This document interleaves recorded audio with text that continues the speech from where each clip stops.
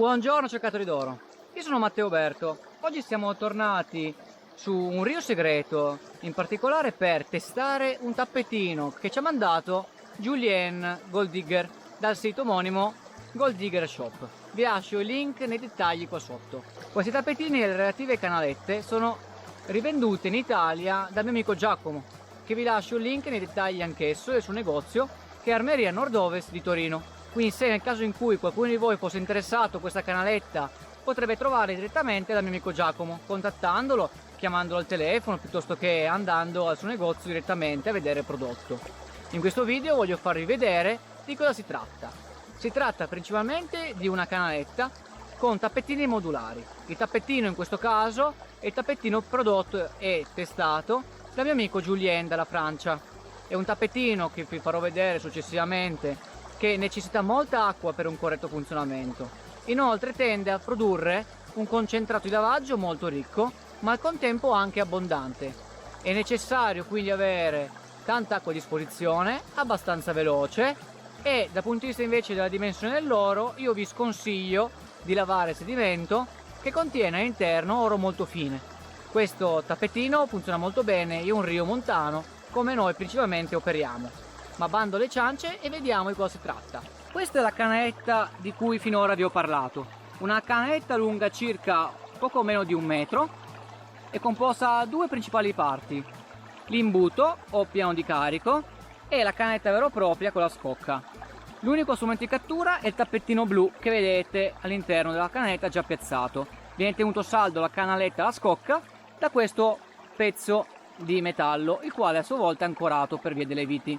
Alla fine lavaggio vi farò vedere, si estrarrà come tipicamente la canaletta che io uso col Dream Mat.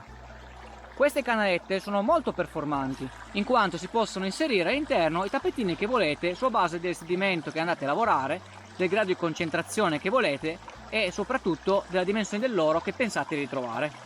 Ovviamente la canaletta si usa tendenzialmente per la coltivazione, cioè lo sfruttamento di un deposito, e col piatto invece che si trova il deposito nella fase chiamata prospezione. Siamo andati a setacciare preliminarmente questo sedimento, che ancora è rossiccio come vedete. Questo sedimento è anche molto argilloso e quindi l'abbiamo saturato d'acqua.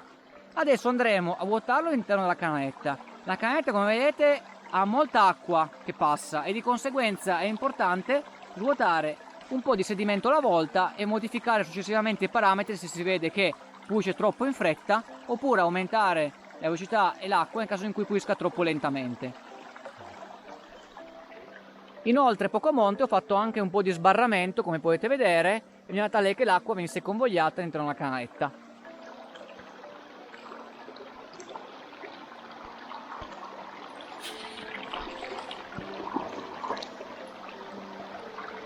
Io un po' la velocità è giusta, no? La velocità è giusta e piazzata un po' storta.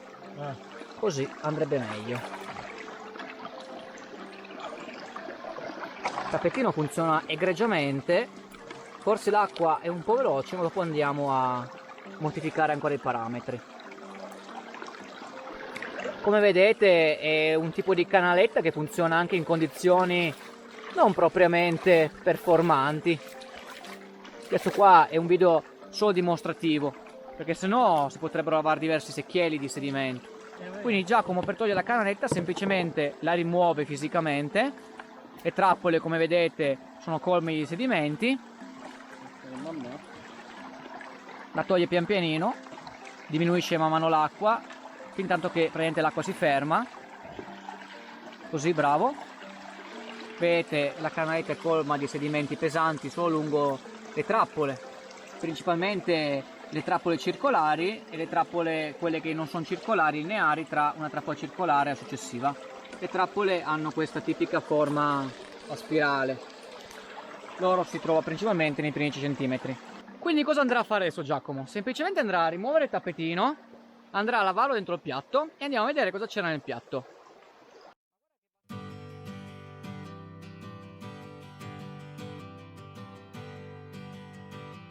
Quindi io semplicemente vado a prendere il piatto, lo riempo d'acqua parzialmente, lo metto qui.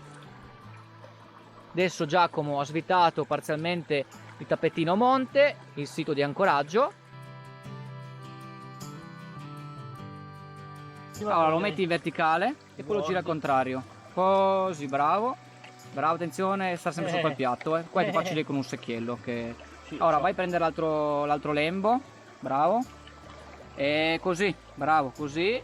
Sempre tenendo le trappole nell'acqua. Loro si svuotano e già un passaggio dovrebbe già aver tolto quasi tutto. Pulito. Questa pepita gigante? No, non è una pepita, purtroppo. E gli dai una sciacquata dentro. Arrivo.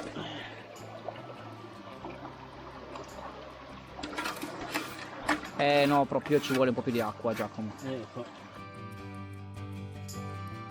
Il tappetino poi si rimette all'interno della canetta con la sua posizione e questo si lava.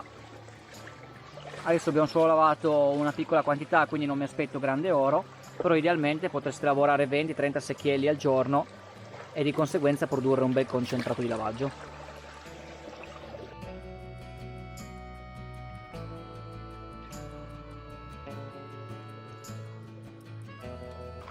Guarda che pezzo gigante. E là. Ha tenuto 5 piccole pagliuzze, il che non è affatto male. Va bene, canetta al test direi che l'ha passata. Se tiene quelle, dai. Se tiene queste, Ottimo.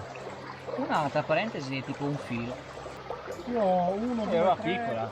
io ho 5, 6 stelline. Conclusione, siamo abbastanza soddisfatti della canetta inviata da Julien.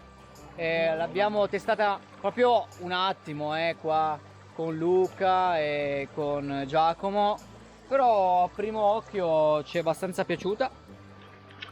Il tappetino di cattura, che alla fine è la parte più importante, è quella che vedete.